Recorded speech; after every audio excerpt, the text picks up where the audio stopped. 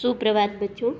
आज हम कक्षा 7 का इतिहास विषय का पाठ 4 मुग़ल साम्राज्य का पहला प्रकरण मुग़लों की जानकारी कि मुग़ल कौन थे इसके बारे में पढ़ेंगे। तो चलिए करते हैं पाठ शुरू। मध्यकाल में किसी भी शासक के लिए भारतीय उपमहाद्वीप जैसे बड़े क्षेत्र पर, जहाँ लोगों और संस्कृतियों में बहुत अधिक विविधताएं थीं, उन पर शासन करना बहुत ही कठिन कार्य था। अपने पूर्ववर्तियों के विपरीत मुग़लों ने एक साम्राज्य की स्थापना की और यह कठिन कार्य पूरा किया। तो अपने पूर्ववर्तियों इस महाद्वीप में कौन कौन थे, यह हमने इससे पहले वाले पाठ में भी पढ़ा था।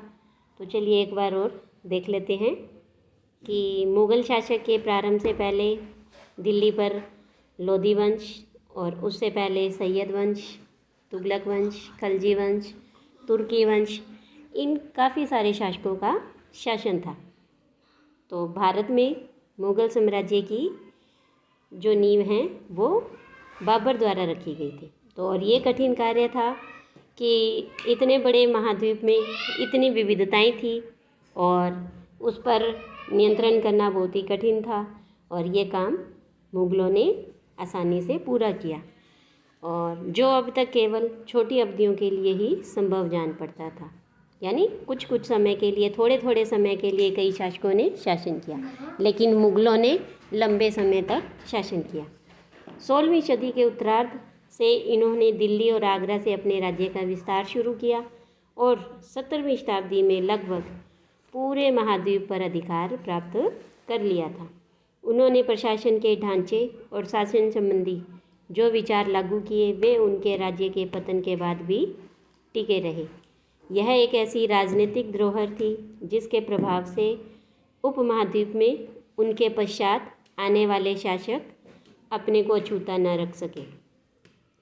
आज भारत के प्रधानमंत्री स्वतंत्रता दिवस पर मुग़लों के निवास स्थान, यानी कि वो जहाँ रहते थे, वो दिल्ली के लाल किले पर, तो दिल्ली के लाल किले की प्राचीर से राष्ट्र को संबोधित करते हैं।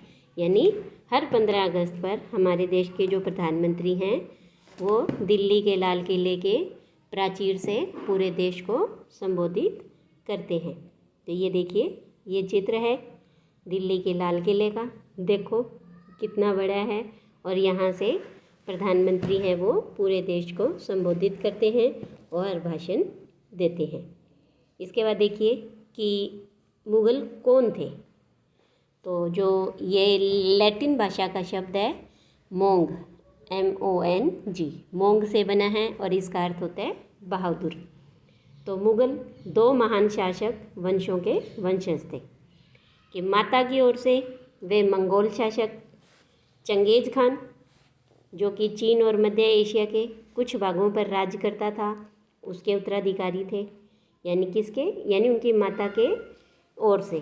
तो उनकी माता है वो मंगोल शासक चंगेज़ खान के परिवार से थी, और पिता की ओर से वे ईरान, इराक और तुर्की के शासक तैमूर, उसके वंशज थे।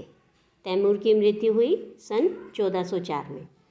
परंतु मुग़ल अपने आप को मुग़ल या मंगोल कहलवाना पसंद नहीं करते थे, और इसका कारण क्या था?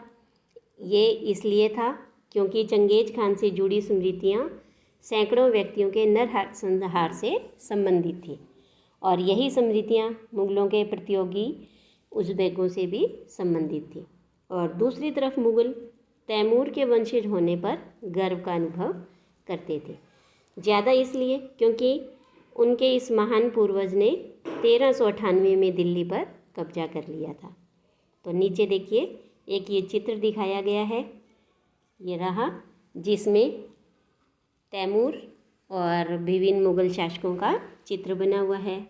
इसमें देखिए कि सबसे पहले मध्य में तो ये तैमूर बैठे हैं, उसके बाद उसके उत्तराधिकारी का मुग़ल सम्राटों का एक लघु चित्र है।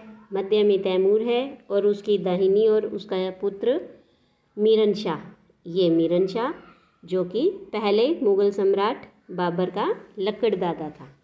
और उसके बाद हैं अबू सैद, ये यहाँ पर, ये बाबर के दादा।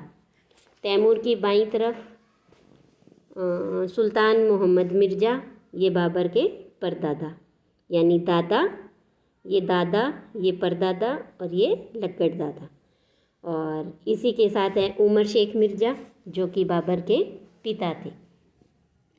इसके बाद आगे देखिए कि तैमूर के दाहिनी ओर तीसरी तरफ से, तो अब हम इधर दाहिनी ओर, तीसरी तरफ से इधर तीसरे, चौथे और पाँचवें नंबर पर हैं।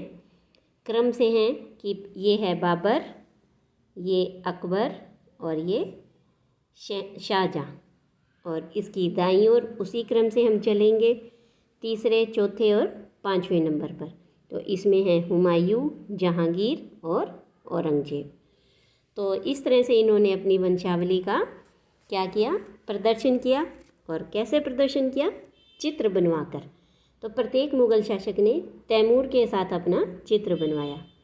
चित्र एक को हमने देखा जो कि क्या करते हैं, तैमूर और मुग़लों की समूह में तस्वीर प्रस्तुत करता है। इसके बाद है कि मुग़ल सैन्य अभियान। तो प्रथम मुग़ल शासक थे बाबर, जिसने भारत के अंदर मुग़ल शासक की नींव रखी। इसने सन 1494 में फरगना राज्य का उत्तराधिकार प्राप्त किया था और उस समय इनकी उम्र थी केवल 12 वर्ष। मंगोलों की दूसरी शाखा थी उज़्बेकों के आक्रमण के कारण उसे अपनी पैतृक गद्दी छोड़नी पड़ी और अनेक वर्षों तक भटकने के बाद उसने 1504 में काबुल पर कब्जा किया और 1526 में दिल्ली के सुल्तान इब्राहिम लोदी को पानीपत में हराया, दिल्ली और आगरा को अपने कब्जे में किया। इसके बाद हम पढ़ेंगे कि तालिका 1 में मुग़लों के प्रमुख सैन्य अभियानों को दिखाया गया है और इसे ध्यान से पढ़िए। क्या आप इस लंबे घटनाक्रम में कोई पुनरावृत्ति ढूंढ सकते हैं? तो ये सब चीज़ें हमें अगली वीडियो में पढ़ेंगे, जिसमें पूरी तालिका 1 में संपूर्ण मुग़ल सम्राटों का वर्णन किया गया है, जिसमें हम बाबर, हुमायूं, अकबर, जहांगीर, शाहजहाँ और औरंगजेब, इनके प्रमुख अभियान, इनकी घटनाएं, उनका जीवन परिचय सब कुछ पढ़ेंगे। उदाहरण के लिए आप यह गौर करें कि अफ़गान जो कि मुग़ल सत्ता के लिए उस समय भी खतरा थे। मुग़लों और अहोम जो हम पाठ 7 में पढ़ेंगे, सिखों के बारे में, और मेवाड़ और मारवाड़, इनके संबंधों पर भी हम गौर करेंगे। सफ़ाविद ईरान से अकबर और हुमायूं के संबंध में क्या अंतर था? क्या औरंगजेब के शासनकाल में गोलकुंडा और बीजापुर के अधिग्रहण से दक्कन में युद्ध का अंत हो पाया? तो ये सब हम आगे की वीडियो में इस पाठ में पढ़ते रहेंगे। यहाँ एक ये चित्र देखिए कि इसमें ये दिखाया गया है कि 16वीं शताब्दी में युद्धों में तोप और गोलाबारी का पहली बार इस्तेमाल हुआ। बाबर ने इनका पानीपत की पहली लड़ाई में प्रभावी ढंग से प्रयोग किया था। युद्ध में प्रयोग होने वाले बारूद की तकनीक भारत में 14वीं शताब्दी में लाई गई। आग्नेय अस्त्रों के लिए इसका प्रयोग सबसे पहले गुजरात, मालवा और दक्कन जैसे प्रदेशों में हुआ एवं आरंभिक 16वीं सदी में बाबर द्वारा इसका प्रयोग किया गया था। तो आज के लिए इतना ही। आगे की वीडियो में हम मुग़ल सम्राट, उनके प्रमुख अभियान और घटनाओं के बारे में पढ़ेंगे। धन्यवाद।